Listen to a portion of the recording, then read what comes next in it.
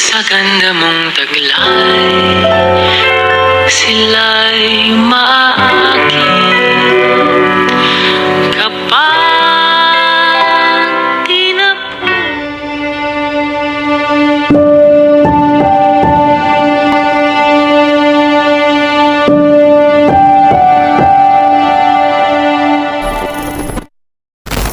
mga pangarap, mga liwanag at dilim.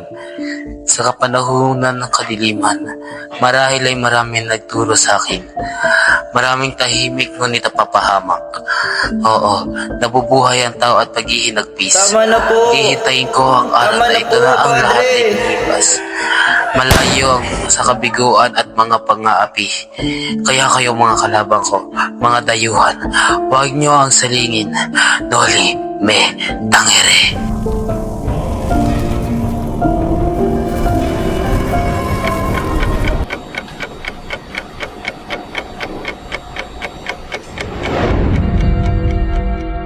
Nakayayamot ang bansang ito. Halatang iba ang pamamahala dito kumpara sa pamamahala sa Madrid. Ang masama pa, puro Indio ang mga nakatira. Ayoko talaga sa mga Indio.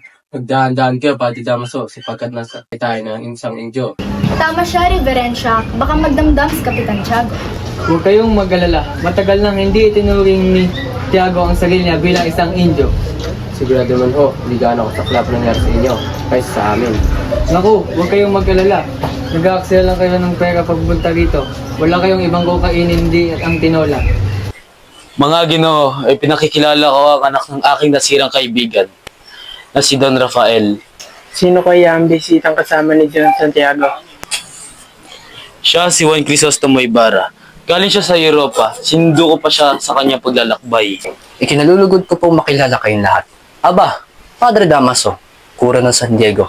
Ikinagagalak ko pong makita kayong muli. Isang matalik na kaibigan ng aking ama. Mukhang nagkamali ako. Patawad po, Reverencia. Hindi ka nagkakamali, iho. Kailan may, hindi ko naging matalik na kaibigan ng iyong ama. Kung gayon na ikaw pala ang anak ng sirang Don Rafael Ibarra. Nawayang kasiyang napagkait sa iyo ng iyong ama ay mapa sa iyo. Gracias, Senyor. Isang mabait na tao ang iyong ama. Nakilala ko at malimit kong makasama ang iyong ama.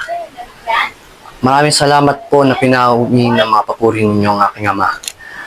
Ang duda ko tungkol sa nangyari sa kanya, gayong ako na kanyang anak ay walang kaalam-alam. Marapat kong gayahin ang tradisyon ng Alemanya. Ang papakilala sa bisita na walang kakilala. Ikinagagala ko kayong makilala. Ako si Juan Crisostomo Ibarra. Ikinagagala ka naming makilala kay Crisostomo Ibarra. Kahit na magaganda ang mga taga-Europa, wala pa rin tatalo sa kagandahan ng mga babahihan dito sa ating bansa.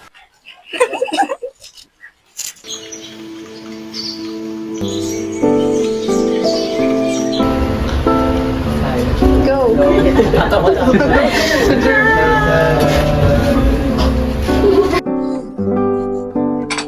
Senyor, senyorita, handa na ang hapunan. Salvador, labas mo ng sabaw. Hoy ikaw, dalhin mo nga yan dito. Pronto.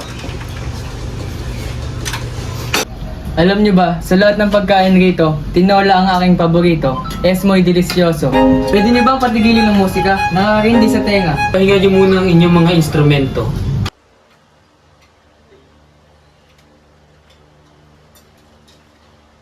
Senyor Ibarra, 7 taon ka na nag-aaral sa Europa. Mabuti naman na hindi mo palimot ang Pilipinas. Hindi po, Ginoo. Kahit tilay, nalimot na ako ng ating bayan. Anong ibig mo sabihin? Sa 10 taon na wala ako dito, halos wala na ako nabalita, maging sa San Diego. Kaya hanggang ngayon, wala akong alam sa pagkamatay ni Ama.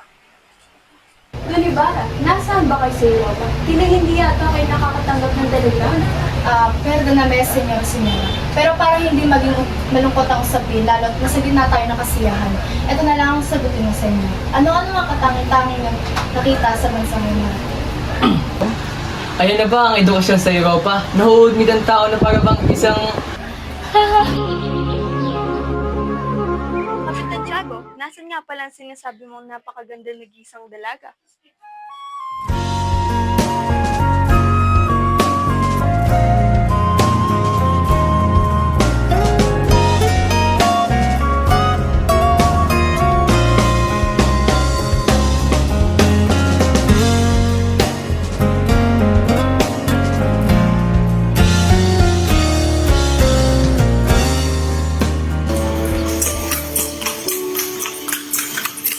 umagang ito ay para lamang pangarap ko sa 7 taong ko sa Europa. Binata, mag-iingat kayo sa mga lihim ninyong kaaway. Ang nangyari sa inyong ama ay dapat magsilbing aral sa inyo. Pagpatawad ninyo, wari ko'y napagmahal sa inyong aking ama. Sa aking pagkakabatid ay wala ako o kahit ang ama ay walang kaaway. Madalas, ang kapanatagan ay maaari magdulot sa atin ng ilang kapahamakan. Hanggang sa huling hininga ng inyong ama na si Don Rafael Ibarra, ay hindi pa rin ako makapaniwala na meron pala siyang nagtatagong mga kaaway. Ngayon alam ko na kung ano ang dahilan bakit nagkakailangan sa Kapitan Tiagong magsabi sa akin ng mga kaalaman sa aking ama. Ngunit, bakit siya kinulong sa pilitan? At ano ang kanyang kasalanan? Ang tanging kasalanan niya lamang ay siya ang pinakamayamang tao sa buong San Diego. Ngunit huwag kayong mag-alala dahil ang mabulok sa isang bilangguan sa bansang ito ay may tuturing ng kabayanihan. Ngayon ko lang nalaman ang nangyari sa aking ama. Tunay ngang napakalututo.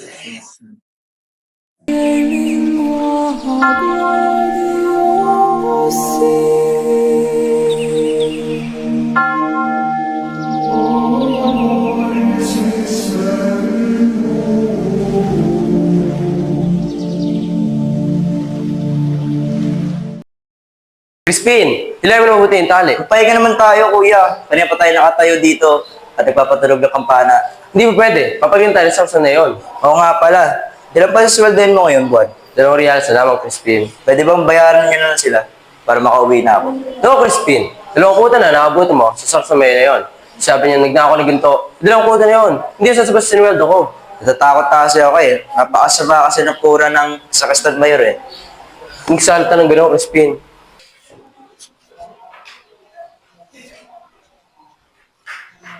Mga pasaway na bata, ba't kayo nagpapahinga at di kayo nagpapatugtog ng kampana?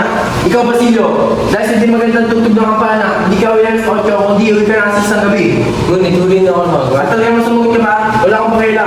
Ikaw, Crispin, hindi ka uwi agad yung bilang yung mga ninakaw. Biglang po nila ako eh. Hindi ba tayo magkapatid? May sumagot, pwede itong sa'yo. Tama na po!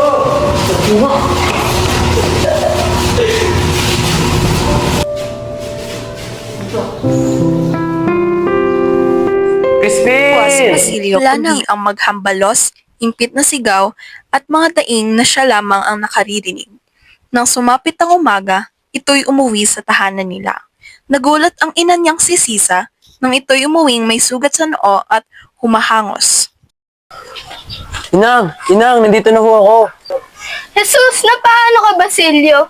Huwag po kayo mag-alala sa akin. Si Crispin po, naiwan po siya sa kumbento. Naiwan? Siya ba'y buhay? Salamat sa Diyos.